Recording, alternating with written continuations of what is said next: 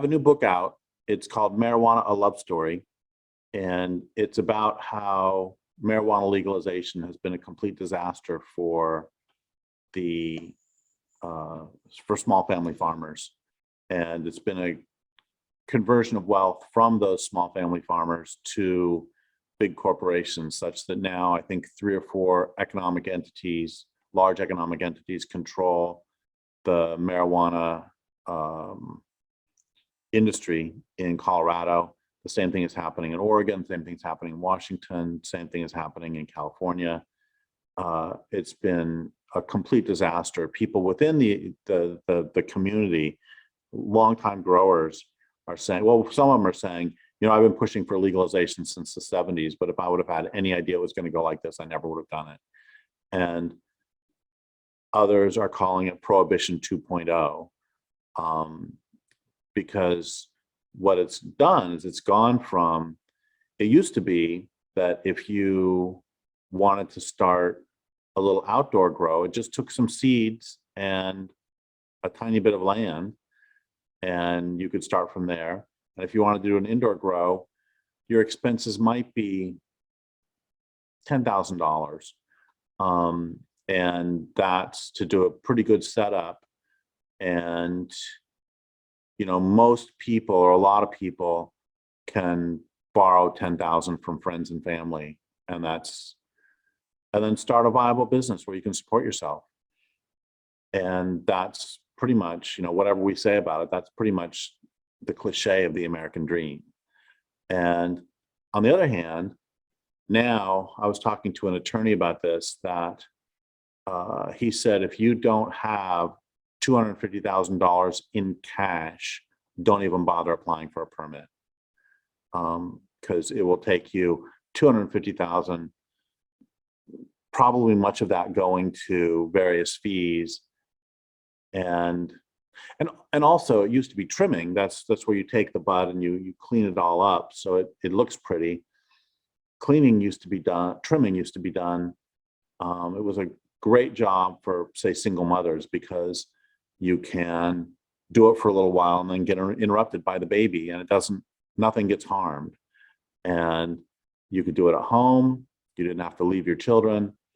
And now, because of the way they do it in California, presumably other states too, the trimmers have to work. The bud never leaves the building, and it's always under surveillance, which means that these single mothers can no longer do it at home. Plus, it was a decent wage before. It was $200 to $250 a pound is how much they got paid for trimming. And now the price has dropped. A lot of people are getting $100 in trim factories with migrant workers. They're paying them $50 a pound. The price has just gone through the floor. And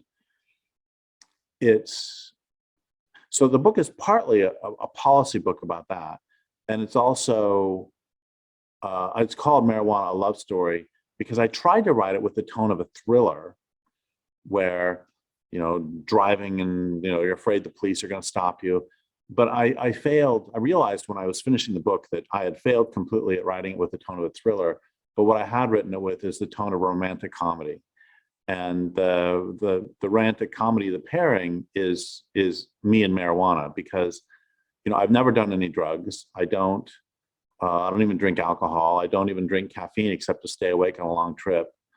I've never taken a recreational drug, but I started growing marijuana because of it really helps Crohn's disease. And so we have sort of the unlikely couple. And then I think chapter 2 or chapter 3, the first sentence is, for a time, I was the worst grower in the world. So we have somebody who's incompetent, you know, so that's sort of a cliche. And I wasn't doing this on purpose. I was just, like I said, I was trying for the tone of a thriller, but it totally ended up being a rom-com, with me falling in love with the plant and falling in love with the 37 million years of evolution that it took the plant to become. And there's all sorts of interesting stuff in there. Like, one of the questions I asked was, how is it, it's kind of weird and interesting that a plant, we evolved receptors, we evolved an endocannabinoid system that is able to have receptors for this plant. That's kind of weird, you know, that you get redwood trees and we don't have any receptors to, you know, make the redwood tree do something amazing to us. I mean, except for give us awe. And I learned writing the book that how did we evolve receptors for this plant is the wrong question. The right question is just as interesting, but it's an entirely different question, because cannabis evolved about 37 million years ago, but the endocannabinoid system evolved hundreds of millions of years ago. And so the truth is, the question is, how did this plant evolve something for which we already have receptors? The endocannabinoid system in our bodies is very interesting. It would have gotten a lot more attention by the medical community. It's one of the largest, if not the largest, system in our body. It relates to everything.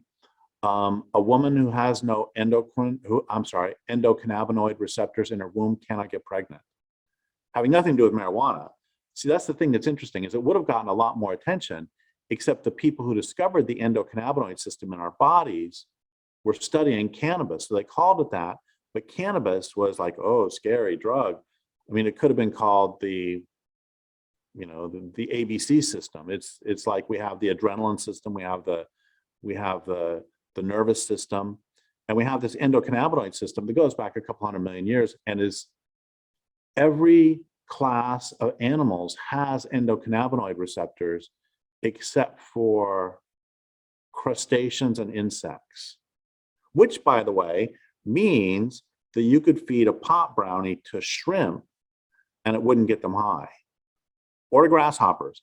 But if you fed it to a mouse, it will get the mouse high because they have endocannabinoid receptors, or a bear, or an elephant. So the book starts off, I mean, some of it's policy, some of it is just fun stories. That's another thing is that's happening, is that the culture surrounding the marijuana culture is fast disappearing. And it's a really funny and strange culture that I tell lots of stories in there. Stories, some of them are quite nice, about back in the 90s, it was absolute routine for growers to say, this plant is going to be used to get children breakfast before school. Not their own children, but children that in the small rural community. This plant is going to go for the radio station. This plant is going to go for, road improvement or something. There was a lot of this plant is going to help try to stop redwoods from being cut down. And one of my introductions to the whole pot community in the first place, I was doing a benefit for some activists down by Garberville, and I just knew I was doing a benefit for activists. They asked me to do it. I did it for free, drove down, and I get there and I see all of these men and women coming in with dirt under their fingernails, wearing dirty coveralls, and dropping wads of $100 bills into the donation basket. And I'm like, oh, I get it. And that was really one of my introductions to the relationship between environmentalism and, in this region, environmentalism. And so that's on the good side. On the bad side is there's lots of theft. I talk about that. There's lots of sexism. For example, if somebody works, arrangements would be made between landowners and workers where the landowner would volunteer the land, the worker would work it. And then if the worker was a male, the worker would get 30% of the proceeds. If the worker was a female, she would get 25%. And that was pretty common. So there's lots of sexism I talk about. There's lots of theft. There's lots of just absolute craziness, and lots of crazy stories of people who are almost getting arrested. Like there's a guy, this is a pretty funny one. He was delivering marijuana. He was riding on a motorcycle, and he had a whole bunch of pot in his saddlebags. And he got stopped. There was a police checkpoint. He's not thinking any big deal. He thinks it's just a sobriety test. But then he starts to see that they're looking at the passengers in cars too, and he starts to get a little bit nervous. And he gets up closer, and the cops start freaking out. They're looking at him very nervously. He's like, I'm done.